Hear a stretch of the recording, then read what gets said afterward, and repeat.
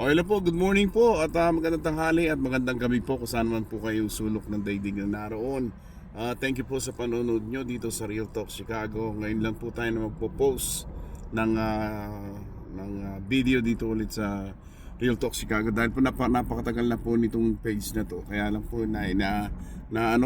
naiwanan ko itong page na to. Pero ngayon mga kaibigan, dito na po tayo mag-start ng mag-post dito sa Real Talk Chicago dito sa Facebook. Anyway, bago pong lahat, paki-like and share, paki-follow na lang po ang ating page, Real Talk Chicago. Kaibigan, pag-usapan po natin itong post ni Tambaloslos ni Romualdez, and then tapos dadaan po tayo dun sa post din ng social media regarding Boying Rimulya, the ombudsman, na hindi pinayagan si Romualdez na makatawid ng bansa o makapunta sa kanyang sa Singapore. So, alam mo, bibigyan natin ng benefit of the doubt si Boying Rimulya. Bibigyan, ito mga kaibigan, parang Boying Rimulya is trying hard. Kasi I think the man, hindi po, DDS po ako. Pero ito yung mga paningin ko lang, mga pananaw ko lang mga kaibigan. Boy Rimulya is fighting siyempre parang fighting health, di ba? Fighting his health. Na-deliver siya dun sa health niya, na naging cancer free yata siya, di ba? Tapos ngayon po nagkaroon po na parang siyempre parang nakikita mo naman po yung transition ng kanyang katawan tsaka mukha . So para siguro ma-atake ulit or something. Hindi natin alam yon, pero sa mga pinasa panonood natin kay Boying, parang he wants to make it right, mga kaibigan. Yun ang pananaw ko, wag tayo magalit Pananaw ko lang alam natin na I don't know, punong-puno ng kulay itong si Boying at saka itong kapatid niya, or mga political tactics and stuff. Pero itong si John Vic, dating Duterte ito Dating mga Duterte yan. Kaya hindi ako magtataka dito mga kaibigan, na lahat ng ito ay umikot. Alam mo, baka meron pong may chance ang umikot ito. Kaya pero kasi hindi kung ikaw ang ombudsman, hindi mo na makakayan lahat ng mga ebidensya na nandoon sa harap mo. Mahihirapan ka talaga. Sa bundok na nakita nyo ba yun sa ICC pa lang? Yung ICC investigation pa lang? Parang ako ang palagay ko doon, parang hindi na nila nakayanan na i-push through dahil sa sobrang daming involved . Ganun po yun. Yung ICC hindi po yung sa sobrang dami, nag-retire na lahat, nag-resign na lahat. Hindi nila kaya, tinulak nila sa ombudsman. Hindi naman sa hindi kaya, pero it's just so many people that's being point out. Kawawa po Kawawa po itong mga ito talaga pong siguro mga malalapit na rin sa kanila ito. Kaya mga kaibigan, this is not a joke. Ito po yung nangyayari sa Pilipinas, hindi po ito joke. Ito po kahit na sabihin natin maka-administrasyon ngayon to sila Boying Rimulya at sila John Vic, pero sa sobrang dami, hindi nila kayang sasabog yung mga tao, sasabog ko talaga. Galit na ang tao Galit na, kaya si Boying po, siguro he wants to make it right. He wants to make it like right in his own ways na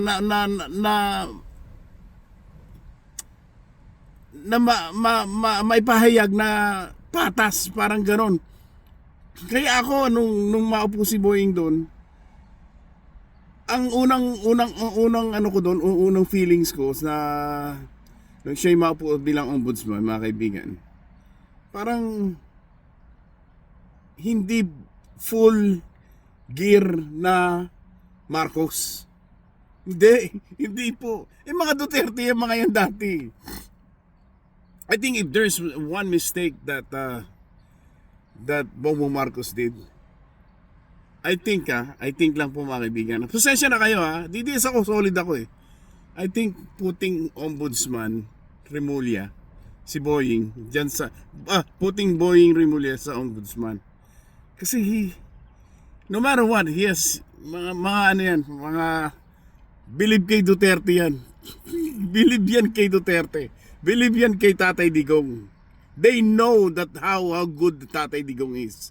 Pero ang politika ay punong-puno po ng kulay.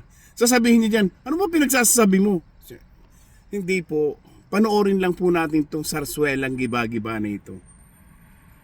When there's no way out, the truth will come out, mga kaibigan. The truth will come out. They cannot hide all of this mountain of evidence na tumuturo talaga kasi hindi po,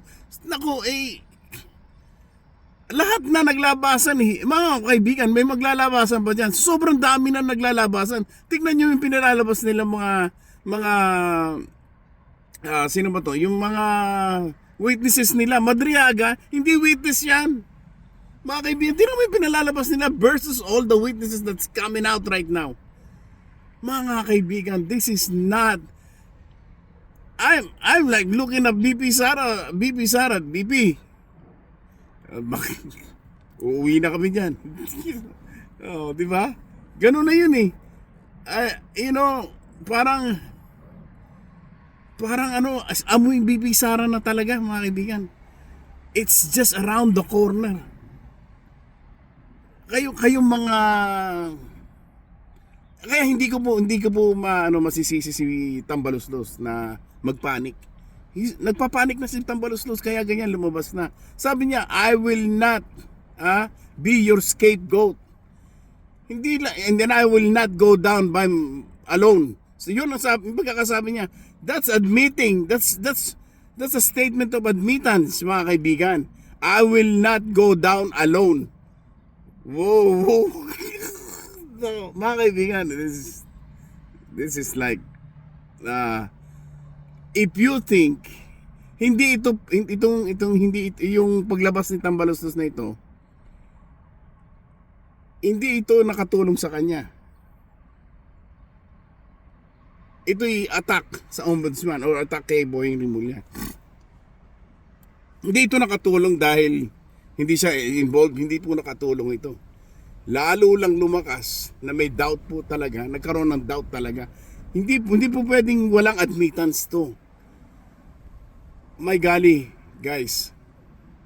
Hindi po pwedeng lalabas in an open, sasabihin ni Romualdez na I didn't do anything at all.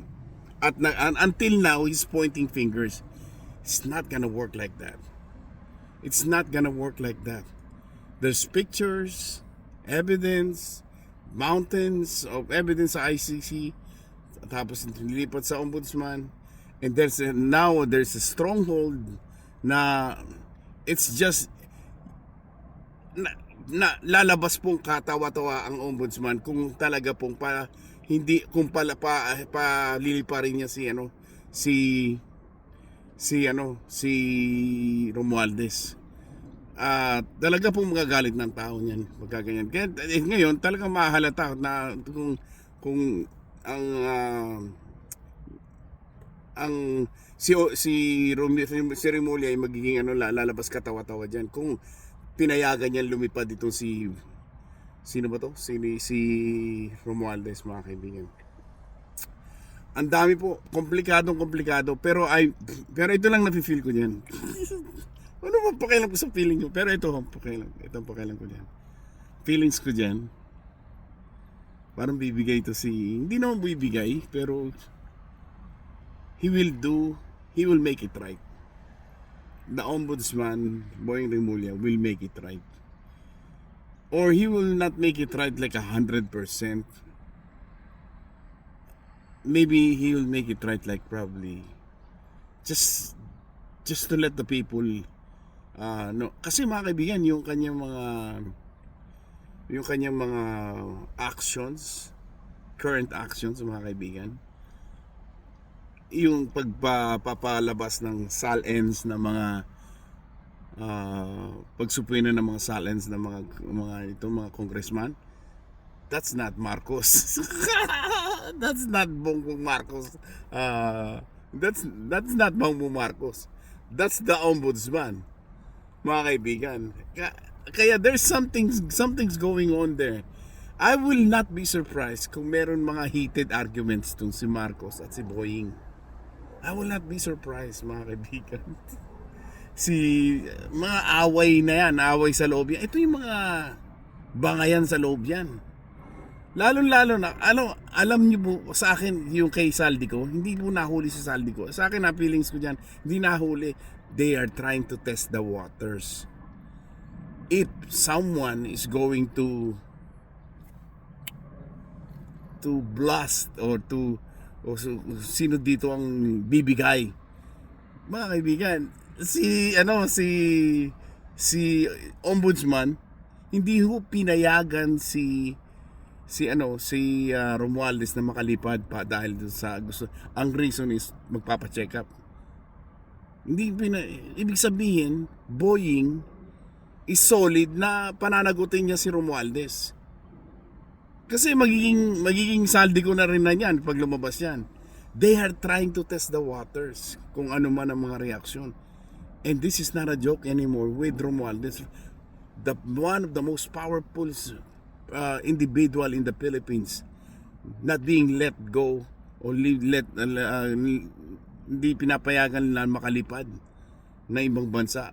This is just a war inside, mga kaibigan. This is a war. Well, I can't imagine ang feelings ni Romualdez na ma-turn down na makalipad o magpapagamot. Lalo na ang reason ay magpapagamot. Well, who knows kung yun talaga ang reason. Yun naman talaga may reason. Pero ano na rin yan, ibig sabihin baka maging Saldico na rin yan, makalipad yan eh. Baka hindi mo na rin makita, baka apat na, I don't know, Saldico daw may dalawang passport, 3 passport.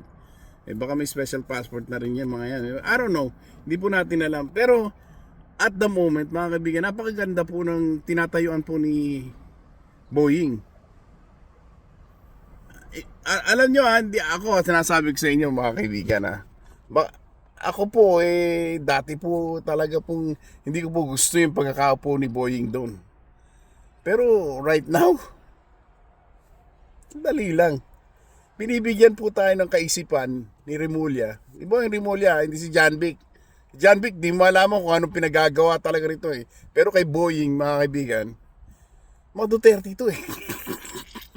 Mga Duterte yan. They love Pangulong Duterte. At si Boying, mga kaibigan, lagi kay Duterte yan eh. They sympathize Duterte, mga kaibigan, si Boying. Hindi nga nila pinalagan si Pangulong Duterte, yung nandun sila sa Senado, sa Congress. They're quiet. They're looking at the father. They're looking at the father. Si Tatay Digong is the father of all these things. Mga kaibigan, they cannot move Pangulong Duterte. Itong mga young guns na ito, mga naggagaling-galingan, sa loob-loob lang yan, you don't know who you're dealing with. Ganun po yan. Pangulong Duterte is the best president ever happened sa Pilipinas. Mga kaibigan, na bago, binanatan yung mga giants, mga kaibigan talaga. Kaya galit na galit ang ABS-CBN eh. Why? Because ang hiling lang naman sa ABS, itama nyo. Binigyan pa ng palugit ang ABS-CBN. Ayaw nilang itama eh. Akala nila is the same leadership na katulad ng mga nakalipas. Kaya nilang ikutan ito. Hindi. Pangulong Duterte is different. Kaya alam po ng mga tao na hindi kurap ang mga Duterte. Ito mga pinalalabas nila na ganito. Mga kaibigan, yung kay sa HOR, that's not even the problem. That's not even a problem of BP Sara. She's not even showing up. Ito mga ito, gigil na sa HOR, gigil na sila na mag-show up kasi there's one thing na scrutinize mo yung BP sa ano, gusto nila ma-corner ng si BP Sara. Pero BP Sara is so, man, napakatalino po ng mga Duterte. They know how it is. They should, sa palagay nyo lang ba, tanong lang sa inyo ng mga kapatid, sa palagay nyo, yung pagpunta-punta ni Inday Sara, ni BP Sara sa Hague, hindi sila nag-uusap ng tatay niya? This is the brain of the dad. Mga kaibigan, they are for the people. The mga Duterte po is for the people. For the love of the country. Mga kaibigan, they showed how much they love the people and our country. Hindi na po mababago yan. Mga kaibigan, pinaglalaban ni BP Sara konting pera. Konting pera nilalaban niya tapos ngayon sasabihin niyo, ikaw, mga kaibigan naman. Mga kaibigan, itong mga binabato kay BP Sara, may nakakatuwa lang at mga lilalabas. Tapos ito pa nakakatuwa dyan, si Trillanes daw gusto daw magpatotoo. Ilang beses na sinupalpal yan doon sa Senado, sa kung saan pa nagpapatotoo labang kay Pangulong Duterte, sa mga Duterte. They want this, they want them out. Why? Bakit kamo? Because they are afraid na maitama na lahat eh.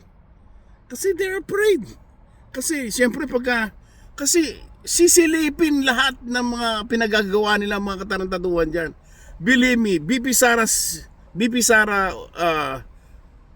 pag naupo na si BP Sara, mga kaibigan,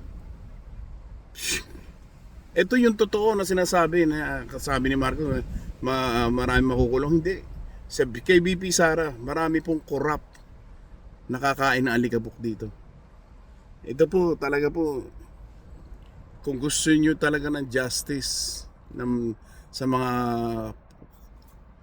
corruption na nangyari sa Pilipinas, it's BP Sara is the only one who can do this, man. And the whole Duterte clan and the whole Duterte family and senatorials and group. Mga kaibigan, tingnan nyo naman yung naglalabasan. Mga hindi naman mga Duterte yan, pero ngayon kumakampi na sa mga Duterte. It's because they know how BP Sara is. They don't play around. They don't play around. This is just a repeat. Mga kaibigan, mga ka-RTC, mga ka-Real Talk Chicago, the only hope of the Philippines is BP Sara Duterte. Pag naupo na yan si BP Sara, I don't know. The way it's looking really good for BP Sara. Mga kaibigan, kung paano laban natin sa HOR si BP Sara, lalong tumataas yung kanyang ratings. So nakakita, 70% na? Sa natitira sa kanila. Tapos nakakatawa yung mga kalaban, men. 8%. Tapos si Tulfo lumalaban ng 18%. Kaya if they really have to think about this, man. They really have to regroup, but it's too late.